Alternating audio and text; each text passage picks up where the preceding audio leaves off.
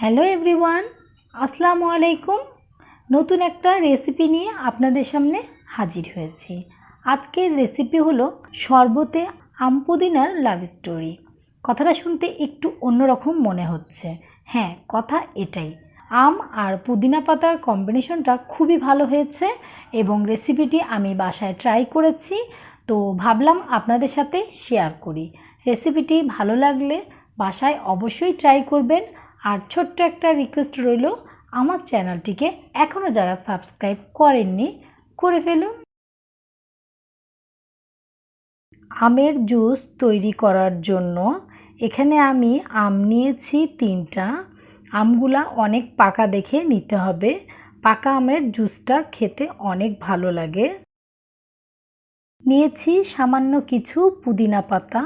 কতটুক পুদিনা পাতা নিয়েছি সেটা আপনারা দেখতেই পাচ্ছেন। পুদিনা পাতাটা ভালো করে ধুয়ে নিয়েছি। এরপরে এই পাতাগুলা ডাঁটি থেকে ছাড়িয়ে নিতে হবে। পুদিনা পাতাটা এভাবে করে ডাল থেকে ছাড়িয়ে নিব। পাতাগুলা নিয়ে আর ডালটা ফেলে দিব।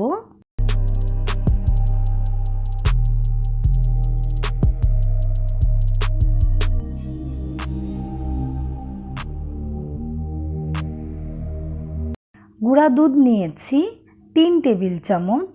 3টা আমের জন্য 3 টেবিল চামচ গুঁড়া দুধই যথেষ্ট।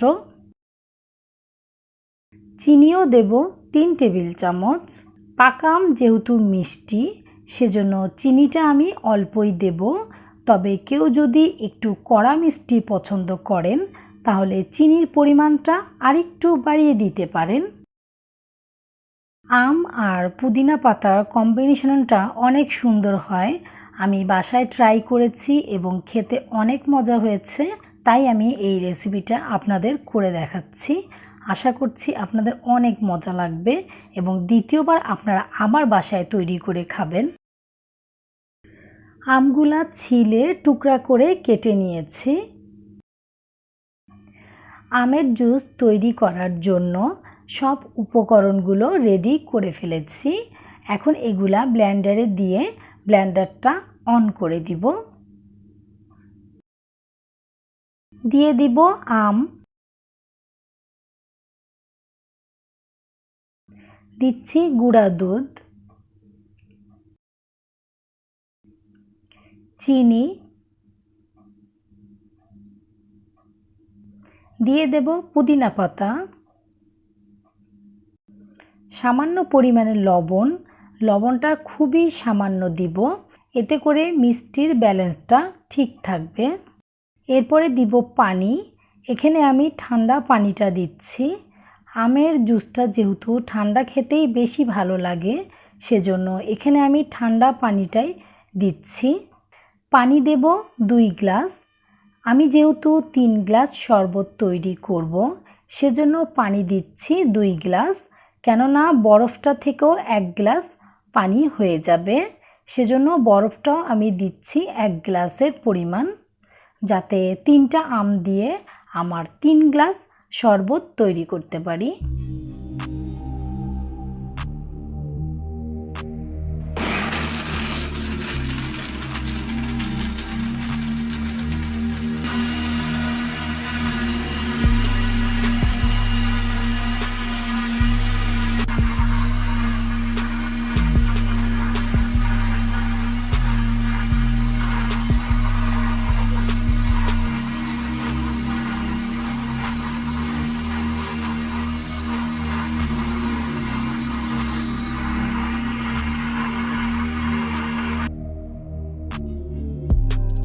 তৈরি হয়ে গেল পাকা আমের জুস। এই জুসটা আমি খুবই দ্রুত তৈরি করেছি। বাসায় যদি হঠাৎ কোনো গেস্ট চলে আসে তাহলে ঝটপট এই জুসটা তৈরি করে গেস্টের সামনে দেওয়া যাবে। আর যে কোনো জিনিস দেখতে ভালো লাগলে খেতেও ভালো লাগে।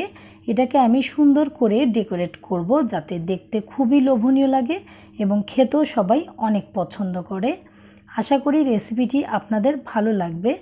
ভালো লাগলে লাইক, কমেন্ট, শেয়ার করতে ভুলবেন না। আল্লাহ হাফেজ।